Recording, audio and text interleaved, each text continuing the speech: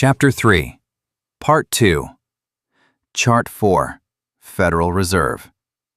Nina Lobe Kune, Lobe and Company, Jeckyl Shiff, Frieda Shiff, Paul Warburg, Felix Warburg, Colonel House, Woodrow Wilson, Max Warburg, Jeckyl Island, Neslon Aldrich, Hendry Davison Platt Andrew Benjamin Strong.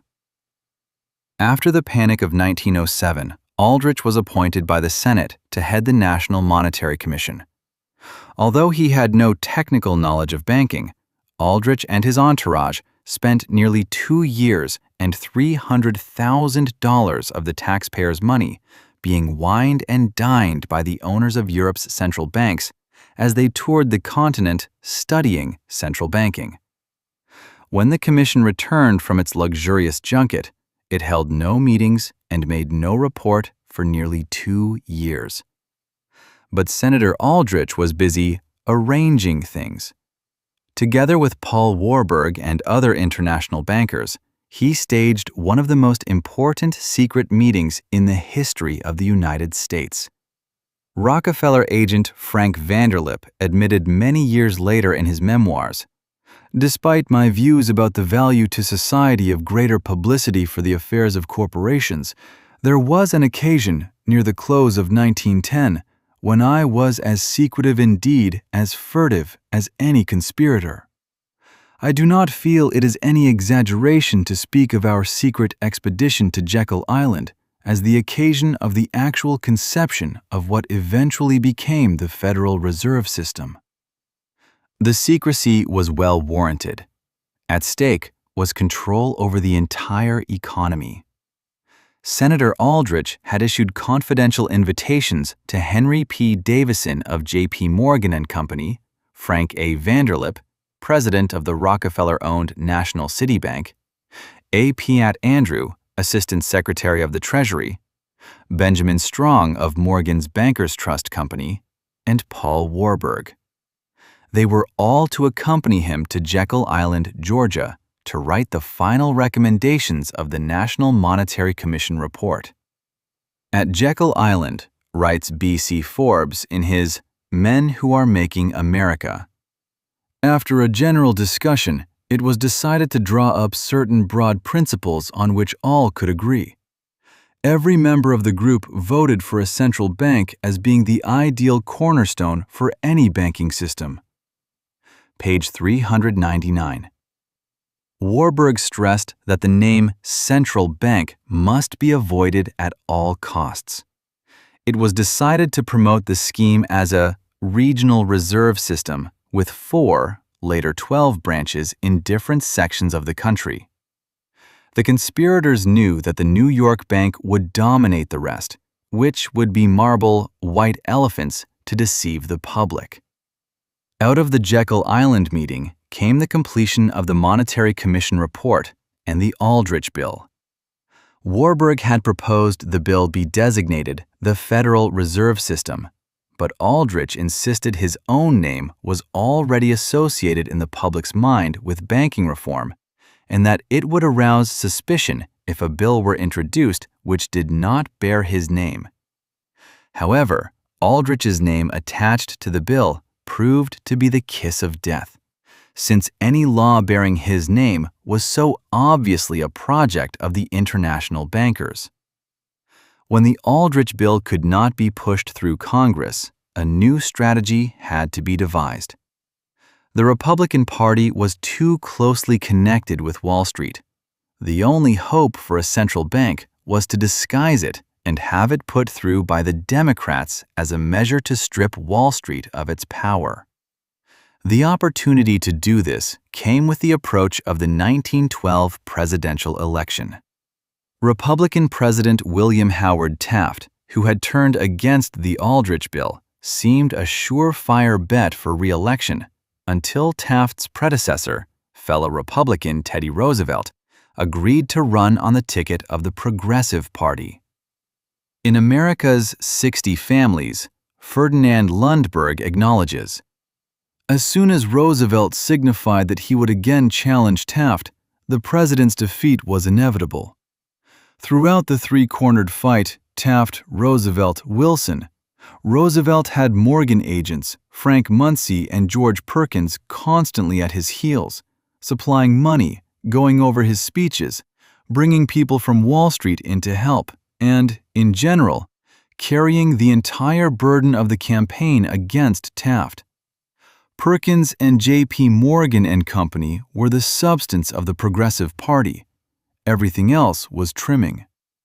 In short, most of Roosevelt's campaign fund was supplied by the two Morgan hatchetmen who were seeking Taft's scalp. Pages 110 to 112.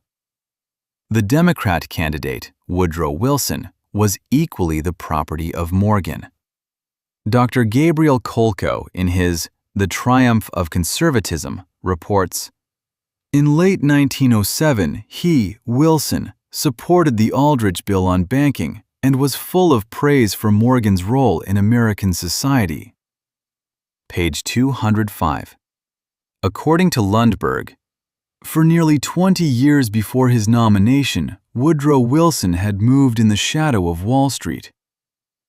Page 112. Woodrow Wilson and Teddy Roosevelt proceeded to whistle-stop the country, trying to outdo each other in florid and hypocritical denunciations of the Wall Street Money Trust, the same group of insiders which was financing the campaigns of both.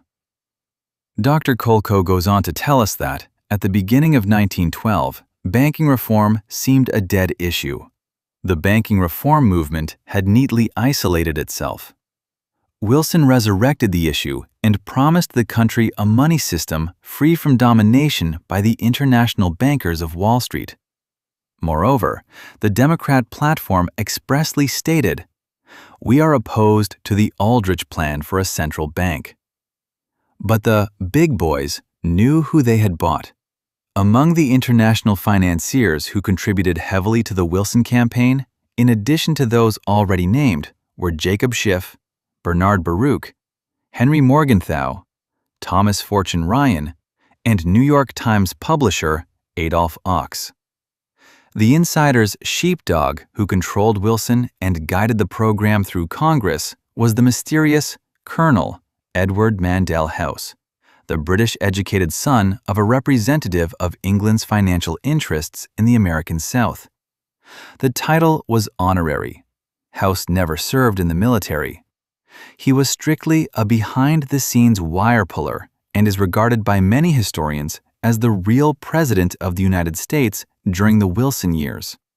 House authored a book, Philip Drew, Administrator, in which he wrote of establishing socialism as dreamed by Karl Marx.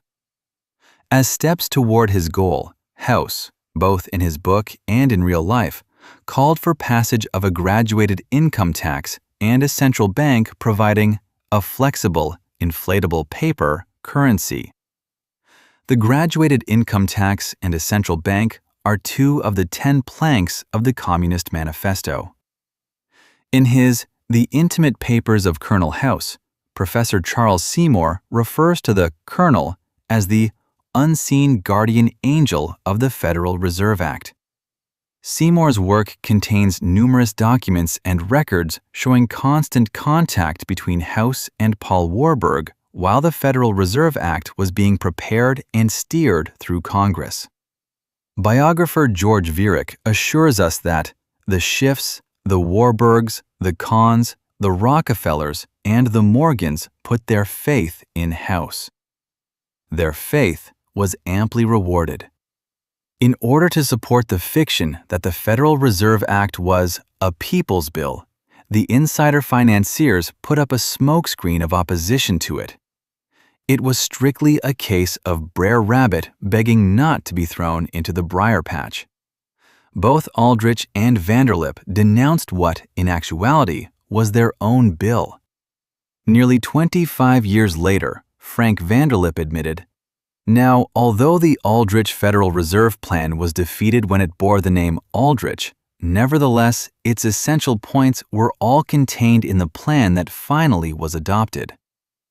Taking advantage of Congress's desire to adjourn for Christmas, The Federal Reserve Act was passed on December 22, 1913, by a vote of 298 to 60 in the House, and in the Senate by a majority of 43 to 25. Wilson had fulfilled to the insiders the pledge he had made in order to become president. Warburg told House, "Well, it hasn't got quite everything we want, but the lack can be adjusted later by administrative process." There was genuine opposition to the act, but it could not match the power of the bill's advocates. Conservative Henry Cabot Lodge Sr. proclaimed with great foresight, "The bill as it stands seems to me to open the way to a vast inflation of currency. I do not like to think that any law can be passed which will make it possible to submerge the gold standard in a flood of irredeemable paper currency." Congressional Record, June 10, 1932. After the vote, Congressman Charles A. Lindbergh Sr., father of the famous aviator, told Congress, "This act establishes the most gigantic trust on earth. When the President signs this act, the invisible government by the money power, proven to exist by the money trust investigation, will be legalized. This is the Aldrich Bill in disguise. The new law will create inflation whenever the trusts want inflation. The Federal Reserve Act was, and still is, hailed as a victory of democracy over the money trust. Nothing could be farther from the truth. The whole central bank concept was engineered by the very group it was supposed to strip of power. The myth that the money trust had been defrocked should have been exploded when Paul Warburg was appointed to the first Federal Reserve Board, a board which was hand-picked by Colonel House. Paul Warburg relinquished his $500,000 a year job as a Kune Lobe partner to take a $12,000 a year job with the Federal Reserve. The accidentalists who teach in our universities would have you believe that he did it because he was a public-spirited citizen.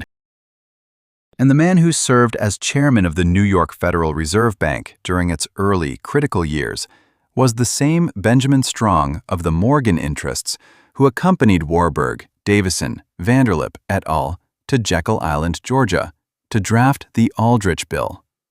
How powerful is our central bank? The Federal Reserve controls our money supply and interest rates, and thereby manipulates the entire economy, creating inflation or deflation, recession or boom, and sending the stock market up or down at whim. The Federal Reserve is so powerful that Congressman Wright Patman, chairman of the House Banking Committee, maintains, "In the United States today, we have, in effect, two governments. We have the duly constituted government, then we have an independent, uncontrolled, and uncoordinated government in the Federal Reserve System, operating the money powers which are reserved to Congress by the Constitution." Professor Carroll Quigley of Harvard, Princeton, and Georgetown Universities wrote the book disclosing international bankers' plan to control the world from behind the political and financial scenes. Quigley revealed plans of billionaires to establish dictatorship of the super-rich disguised as workers' democracies. J.P. Morgan created artificial panic used as excuse to pass Federal Reserve Act. Morgan was instrumental in pushing U.S. into WW1 to protect his loans to British government. He financed socialist groups to create an all-powerful centralized government which international bankers would control at the apex from behind the scenes. After his death, his partners helped finance the Bolshevik Revolution in Russia. Neither presidents, congressmen, nor secretaries of the Treasury direct the Federal Reserve. In the matters of money, the Federal Reserve directs them. The uncontrolled power of the Fed was admitted by Secretary of the Treasury David M. Kennedy in an interview for the May 5, 1969 issue of U.S. News & World Report. Question: Do you approve of the latest credit tightening moves? Answer: It's not my job to approve or disapprove. It is the action of the Federal Reserve. And, curiously enough, the Federal Reserve System has never been audited and has firmly resisted all attempts by House Banking Committee Chairman Wright Patman to have it audited. New York Times, September 14, 1967. How successful has the Federal Reserve System been? It depends on your point of view. Since Woodrow Wilson took his oath of office, the national debt has risen from $1 billion to $455 billion. The total amount of interest paid since then to the international bankers holding that debt is staggering, with interest having become the third largest item in the federal budget. Interest on the national debt is now $22 billion every year, and climbing steeply as inflation pushes up the interest rate on government bonds. Meanwhile, our gold is mortgaged to European central banks, and our silver has all been sold. With economic catastrophe imminent, only a blind disciple of the accidental theory of history could believe that all of this has occurred by coincidence. When the Federal Reserve System was foisted on an unsuspecting American public, there were absolute guarantees that there would be no more boom and bust economic cycles. The men who, behind the scenes, were pushing the central bank concept for the international bankers faithfully promised that from then on there would be only steady growth and perpetual prosperity. However, Congressman Charles A. Lindbergh Sr. accurately proclaimed, "From now on, depressions will be scientifically created." Using a central bank to create alternate periods of inflation and deflation, and thus whipsawing the public for vast profits, had been worked out by the international bankers to an exact science. Having built the Federal Reserve as a tool to consolidate and control wealth, the international bankers were now ready to make a major killing. Between 1923 and 1929, the Federal Reserve inflated the money supply by 62%. Much of this new money was used to bid the stock market up to dizzying heights. At the same time that enormous amounts of credit money were being made available, the mass media began to ballyhoo tales of the instant riches to be made in the stock market. According to Ferdinand Lundberg, for profits to be made on these funds, the public had to be induced to speculate, and it was so induced by misleading newspaper accounts, many of them bought and paid for by the brokers that operated the pools. The House hearings on stabilization of the purchasing power of the dollar disclosed evidence in 1928 that the Federal Reserve Board was working closely with the heads of European central banks. The committee warned that a major crash had been planned in 1927. At a secret luncheon of the Federal Reserve Board and heads of the European central banks, the committee warned the international bankers were tightening the noose. Montague Norman, governor of the Bank of England, came to Washington on February 6, 1929, to confer with Andrew Mellon, Secretary of the Treasury. On November 11, 1927, the Wall Street Journal described Mr. Norman as the currency dictator of Europe. Professor Carroll Quigley notes that Norman, a close confidant of J.P. Morgan, admitted, "I hold the hegemony of the world." Immediately after this mysterious visit, the Federal Reserve Board reversed its easy money policy and began raising the discount rate. The balloon, which had been inflated constantly for nearly 7 years, was about to be exploded. On October 24th, the feathers hit the fan. Writing in the United States' Unresolved Monetary and Political Problems, William Bryan describes what happened.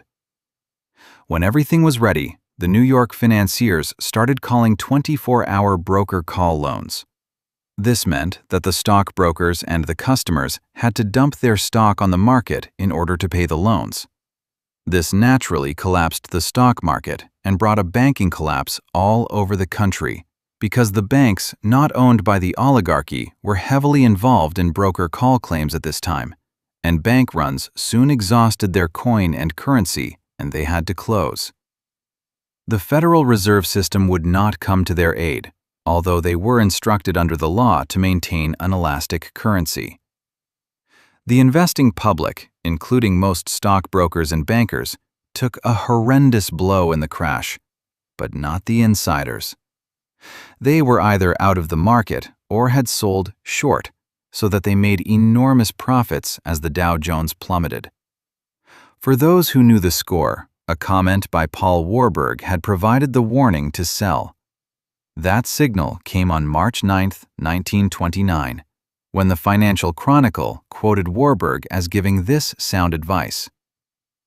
If orgies of unrestricted speculation are permitted to spread too far, the ultimate collapse is certain, to bring about a general depression involving the whole country. Sharpies were later able to buy back these stocks at a 90% discount from their former highs. To think that the scientifically engineered crash of 1929 was an accident or the result of stupidity defies all logic. The international bankers who promoted the inflationary policies and pushed the propaganda which pumped up the stock market represented too many generations of accumulated expertise to have blundered into the Great Depression. Congressman Louis McFadden, chairman of the House Banking and Currency Committee, commented, "The Depression, was not accidental. It was a carefully contrived occurrence. The international bankers sought to bring about a condition of despair here so that they might emerge as the rulers of us all." Although we have not had another depression of the magnitude of that which followed 1929, we have since suffered regular recessions. Each of these has followed a period in which the Federal Reserve tromped down hard on the money accelerator and then slammed on the brakes. Since 1929, the following recessions have been created by such manipulation. 1936 to 1937. Stock prices fell 50%. 1948. Stock prices dropped 16%. 1953. Stock declined 13%. 1956 to 1957. The market dipped 13%. 1957.